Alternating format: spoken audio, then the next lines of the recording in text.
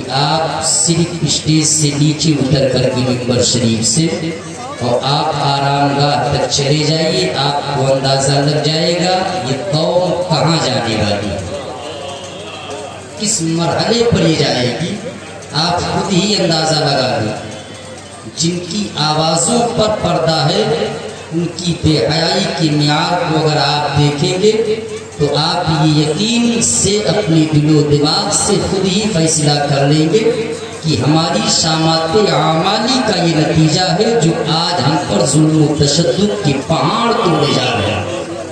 میں ایک واقعہ عرض کروں، حضرت امام حسن بصری رحمۃ اللہ تعالی علیہ جو سرکار مولا علی کے خلیفہ ہیں، حضرت حسن بصری کے زمانے میں ایک حافظ قرآن قاری قرآن تھا جس کے قرآن کو سننے کے لیے بصرہ اور گرد و نواح کے لوگ آتے تھے۔ حضرت امام حسن بصری فرماتے ہیں کہ ایک روز وہ نوجوان میرے پاس آیا، کہا سرکار قرآن کی ایک بھی آیت ایک بھی سورت ہمیں یاد نہیں ہے۔ حضرت امام حسن بصری رحمۃ اللہ تعالی علیہ اس حافظ قرآن سے جس کے قرآن کی یادداشت کا عالم یہ تھا کہ پورے بصرہ کے لوگ آپ کی یاد کا لوہا مانتے تھے، حضرت امام حسن بصری نے پوچھا آخر قرآن بھولنے کی وجہ کیا ہے؟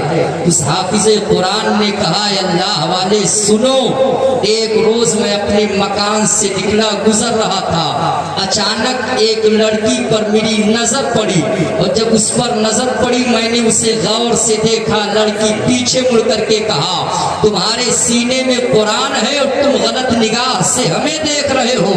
اے میرے پیرو مرشد اتنا ہی کہنا تھا کہ اس کے بعد مجھے ایک قرآن کی نہ آیت نہ سورت یاد آ رہی ہے، میں کوشش کر رہا ہوں لیکن کوئی سورت ہمیں یاد نہیں آ رہی ہے، کوئی آیت مجھے یاد نہیں آ رہی ہے۔ اے اللہ والے آج قرآن دل سے نکلا ہے، مجھے خوف یہ ہے کہ کہیں ایمان نہ ہمارے دل سے چلا جائے، اس لیے اے اللہ والے دعا کر دیجئے کہ اللہ رب العزت مجھے قرآن واپس لوٹا دے، وہ قرآن جو اب تک ہمارے سینے میں تھا وہ ہمارے سینے سے نکل گیا ہے، وہ قرآن واپس ہمارے سینے کے اندر چلا آئے۔ حضرت امام حسن بصری ہیں دعا کے لیے ہاتھ اٹھاتے ہیں، اللہ والے زارو قطار رو رہے ہیں، تاریخ بتا رہی ہے کہ آپ کی داڑھی شریف بھیگ گئی، اللہ والے کی دعا قبول ہوئی، حافظ قرآن کے سینے میں قرآن واپس پلٹ آیا۔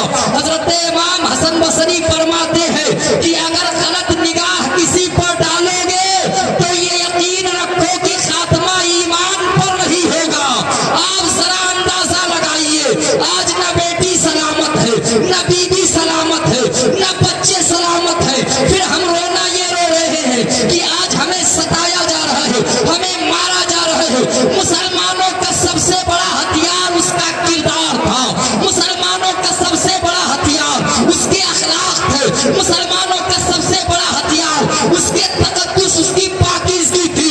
جب مسلمانوں کی نظروں کی حیا کو دیکھتے تھے تو لوگ بے ساختہ یہ کہنے پر مجبور ہو جاتے تھے کہ جب ماننے والوں کا یہ عالم ہے تو جو نبی دین لائے ہیں اس محمد رسول اللہ کا عالم ہے۔ نعرہ تکبیر، نعرہ رسالت، عرس مقدس، جشن عید میلاد النبی، نعرہ تکبیر، نعرہ رسالت۔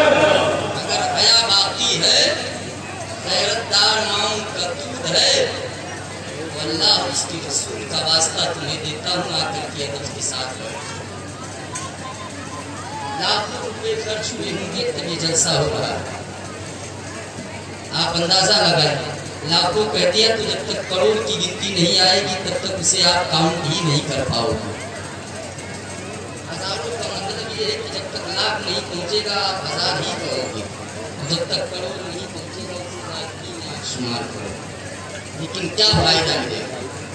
یہ نوجوان جو گھوم رہے ہیں، جو بہن بیٹیاں سیلفی لے رہی ہیں، سیلفی کا نتیجہ یہ ہے کہ 2022 میں 7,000 کافروں کے ہاتھ میں اپنے ہاتھ کو دے دیا، جن کے ہونٹوں پر خنزیر اور سور کا خون لگا تھا، ان کے ہونٹوں سے اپنے ہونٹوں کو ملا لیا۔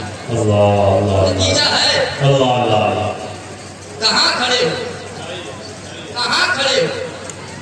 اور پھر یہ کہتے ہو सैयद अब्दुल रहीम शाह का दाम नहीं छूनेंगे, गैरत नहीं आती है नाम लेके। किस मुंह से कह रहे हो? अपनी बहन बेटियों को बेपर्दा घुमाने वालों, हमको नहीं कहेंगे। एहसान माने आला हजरत सरकार का जो पीर साहब आज एसी की गाड़ी में घूम रहे हैं, एहसान माने आला हजरत का जो गद्दी आज मिली हुई है। लेकिन आज तो कुछ ऐसे पीर हैं जो वक्त और हालात के साथ समझौता कर लेते हैं। जबकि मेरा विजदान ये है कि अगर आला हजरत ना होते तो ना आज पीर सलामत होते, ना उनके मुरीदैन सलामत होते। सब नबी के गुस्ताख हो जाते, गुस्ताख। लेकिन आला हजरत का करम, अल्लाह रब्बुल इज्जत ने सुन्नियों पर एहसान फरमाया कि बरेली में अहमद रजा पैदा हुए तो आपने सुन्नियों को नहीं बल्कि सुन्नियत को बचाया है। जो आज चादर देख रहे हो, चादर आप चढ़ा रहे हो, आला हजरत का एहसान है। फातिहा आप दे रहे हो, आला हजरत का एहसान है। उर्स आप मना रहे हो, आला हजरत का एहसान है। और आला हजरत बरेली शरीफ में बैठे बैठे सिर्फ अपने खानदान की हिफाजत नहीं बल्कि बर्रे सदीर के मुसलमान के ईमान की हिफाजत,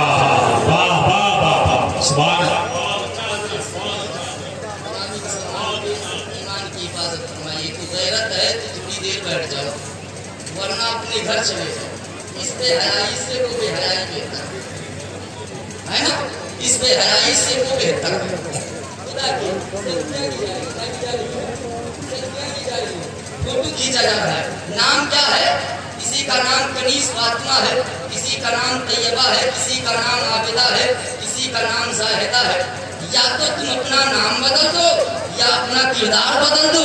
अगर नाम बदल दोगी तो तुम्हें हमसे कोई शिकवा शिकायत नहीं होगा।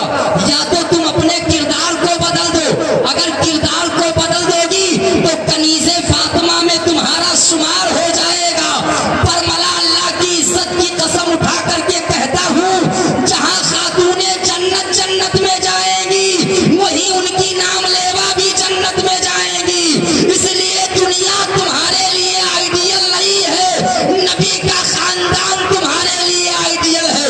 बहनों के लिए सैयदा सकीना की जिंदगी, हजरत शहबानों की जिंदगी, हजरत ज़ैनब की जिंदगी आइडियल है। नौजवानों के लिए हजरत कासिम की जिंदगी आइडियल है, हजरत अब्बास की जिंदगी आइडियल है, और मोहम्मद की जिंदगी आइडियल है। जब इनकी जिंदगी को अपनाओगे तब रजा की ज़बान में तुम्हें कहने का हक है कि तेरे गुलामों का नक्शे कदम है राहे खुदा, वो क्या भटक सके जो ये सुराग लेते। नारे तकबीर, नारे रिसालत, जश्न ईद मिलादुन नबी, मसलके आला हजरत और से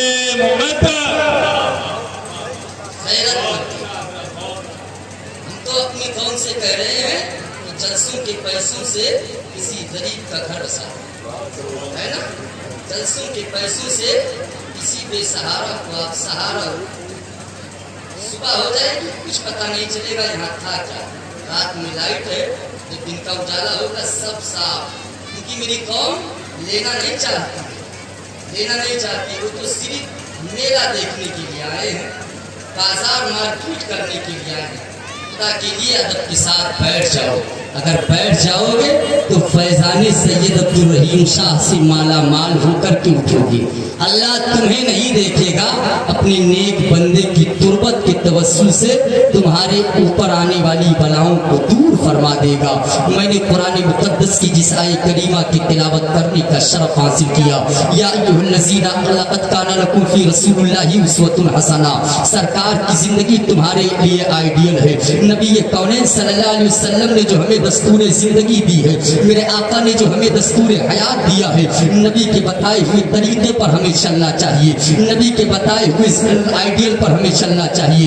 जो नबी ने हमें जिंदगी अता की है उस जिंदगी पर हमें चलना चाहिए। सरकार ने जो हमें दस्तूर हयात नजात अता किया है। आओ जरा जहन को हाजिर फरमाओ, मक्का शरीफ की सरजमीन है। अल्लाह के रसूल सल्लल्लाहु अलैहि वसल्लम इलाही कलीमतुल हक फरमाते हैं, नबी कौनैन सल्लल्लाहु अलैहि वसल्लम की जानिसारी को लोग कबूल कर रहे हैं। आका के गुलामी में एक के बाद दिगरे लोग आ रहे हैं। हजरत खालिद इब्न वलीद रज़ी अल्लाह ताला अन्हु ईमान लाए। ईमान लाने के बाद हजरत खालिद इब्न वलीद रज़ी अल्लाह ताला अन्हु इस्लाम के लिए जंग करने के लिए निकले हैं। हजरत खालिद इब्न वलीद जानते हो इस्लाम के लिए आपने 40 जंगें की है। जिस कौम को कलमा नहीं मालूम है वो कौम अपने आबा व अजदाद की तारीख कैसे याद रखेगी। जिस कौम को नमाज ईद और नमाज दोगाना की नीयत नहीं मालूम है वो कौम अपने असलाफ की तारीख को कैसे दोहराएगी। अगर तुम बेकार चाहते हो तो अपने बुजुर्गों की जिंदगी को दोहराओ, अपने असलाफ की तारीख को पलटो, उनकी चैप्टर को पलटो। जब आप उनके तारीख को दोहराओगे आपकी जिंदगी में इनकलाब आएगा। हजरत खालिद इब्न वलीद रज़ी अल्लाह ताला अन्हु है, इस्लाम के लिए आपने 40 जंगें लड़ी और लड़ने के बाद हजरत खालिद इब्न वलीद रज़ी अल्लाह ताला अन्हु को मौत आई तो बिस्तर पर आई। लोगों ने पूछा है खालिद इब्न वलीद को एक मर्तबा जंग में जाता है, वो मैदान जंग में जामे शहादत नोश करता है। अगर एक जगह बच गया दूसरे मकाम पर जंग में शिरकत की तो दूसरे मकाम पर शहीद हो जाता है। आपने इस्लाम के लिए 40 जंगें लड़ी लेकिन आप मैदान में शहीद नहीं हुए। हजरत खालिद इब्न वलीद फरमाते हैं, लोगों सुनो, मैं अपने सर पर सरकार का मुँह मुबारक रख करके फिर मैदान में उतरता था और मेरा ईमान ये था कि नबी की मोहब्बत में ये गर्दन पर तलवार नहीं चल सकती है, इसलिए कि मेरे सर पर सरकार का मुँह मुबारक है तो दुश्मन की तलवार मेरी गर्दन को नहीं काट सकती है। यही हजरत खालिद इब्न वलीद रज़ी अल्लाह ताला अन्हु है, अपने 40 सिपाहियों को लेकर के मक्का की सरजमीन से बाहर निकले। आपके दोस्तों अहबाब सामने खड़े हो जाते हैं, खालिद इब्न वलीद कहाँ जा रहे हो? कहा इस्लाम की बका के लिए जा रहा हूँ, इस्लाम की नश्र व इरशाद के लिए जा रहा हूँ, नोके नेज़ा पर कुरान को सुनाने के लिए जा रहा हूँ, काबे के तक़द्दुस पर कुर्बान होने के लिए जा रहा हूँ। अल्लाह के रसूल सल्लल्लाहु अलैहि वसल्लम जो दीन लाए हैं उस दीन को फैलाने के लिए जा रहा हूँ।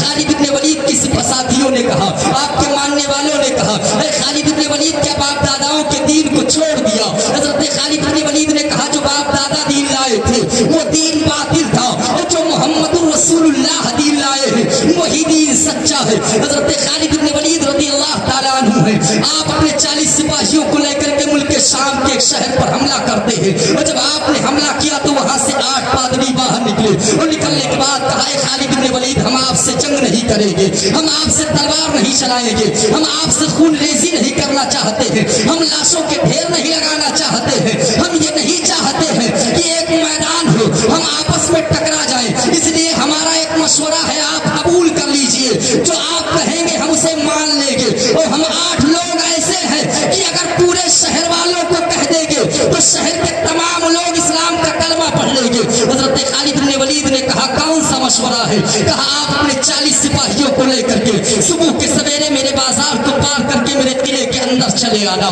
हजरत खालिद इब्न वलीद ने कहा, सही है। हजरत खालिद इब्न वलीद से वो 8 पादरी ये कह करके बाहर निकले आपके खेमे से। तब तक आपके सिपाहियों ने कहा, खालिद इब्न वलीद रज़ी अल्लाह ताला अन्हु, इसमें कोई राज तो पोशीदा नहीं है कि जब हम लोग बाजार के अंदर दाखिल हो पीछे से हम पर हमला कर दिया जाए। हजरत खालिद इब्न वलीद रज़ी अल्लाह ताला अन्हु फरमाते हैं, ए मेरे सिपाहियों सुनो, कुलिल्लाहुम्मा मालिकल मुल्की तूतिल मुल्का मन तशा व तुइज़्ज़ु मन तशा व तुज़िल्लु मन तशा। अल्लाह जिसे चाहे जिसे इज्जत दे, जिसे चाहे जिसे जिल्लत दे, अल्लाह जिसे चाहे जिसे अमीर बना दे, अल्लाह जिसे चाहे जिसे मुल्क का बादशाह बना दे।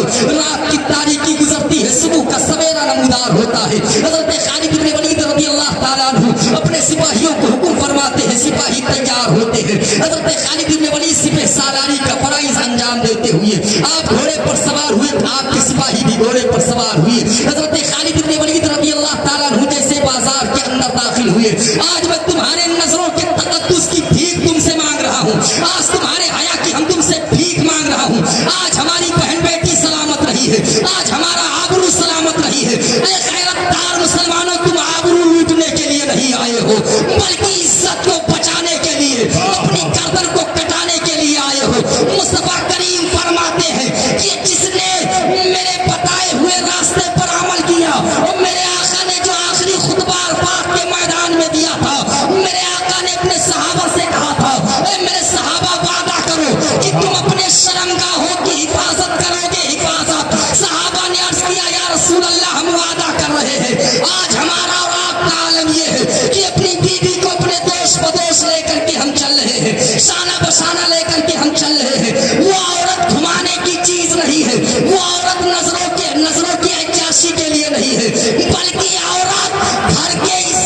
لیے ہے, عورت اپنے شوہر کے لیے ہے, اپنے بچوں کی تربیت کے لیے ہے. مصطفیٰ فرماتے ہیں جو عورت جتنی حیادار ہوتی ہے وہ عورت اللہ کے نزدیک اتنی محترم ہوتی ہے. لیکن آج ہم سے گھما رہے ہیں پارکنگ میں, آج ہم سے گھما رہے ہیں مزارات پر, ہماری حیا مر گئی ہے, ہماری غیرت مر گئی ہے. حضرت خالد بن ولید رضی اللہ تعالیٰ عنہ جیسے ہی بازار کے اندر داخل ہوئے, آپ نے دیکھا دونوں جانب سے ننگی ننگی لڑکیاں کھڑی ہیں. حضرت خالد بن ولید ٹھہر گئے, آپ اپنے سپاہیوں کے جانب مخاطب ہوئے. آپ فرماتے ہیں میرے سپاہیوں سنو, آج تمہارے نظروں کی حیا کا امتحان ہے, آج تمہاری غیرت کا امتحان ہے, آج تمہاری تقدس کا امتحان ہے, آج تمہارے پاکیزگی کا امتحان ہے. اس لیے اے میرے سپاہیوں نہ داہنی جانب دیکھو گے نہ بائیں جانب دیکھو گے, بلکہ نگاہ کو نیچی کر کے میرے پیچھے پیچھے چلے آؤ. تاریخ بتا رہی ہے کہ حضرت خالد بن ولید آگے آگے جا رہے تھے, 40 سپاہی پیچھے پیچھے جا رہے تھے. آواز آ رہی تھی, نہ بے درد قاتل نے مڑ کر کے دیکھا, تڑپتے رہے نیم چا کیسے کیسے. حضرت خالد بن ولید رضی اللہ تعالیٰ عنہ جیسے ہی اپنے سپاہیوں کو لے کر کے قلعے کے اندر داخل ہوئے, وہ 8 پادری حضرت خالد بن ولید کے قدموں پر گرے. کہا ہے خالد بن ولید میں نے مان لیا کہ جب ماننے والوں کے تقدس کا یہ عالم ہے تو محمد رسول اللہ کا عالم کیا ہوگا. اسی لیے کلمہ پڑھائیے, اسلام میں داخل کر لیجئے. پیغمبر بلرام پوری پکار اٹھے کہ جب ان کے گدا بھر دیتے ہیں شاہانے زمانہ کی جھولی, محتاج کا جب یہ عالم ہے تو مختار کا عالم کیا. نعرے تکبیر, نعرے رسالت, جشن عید میلاد النبی, عرس مقدس.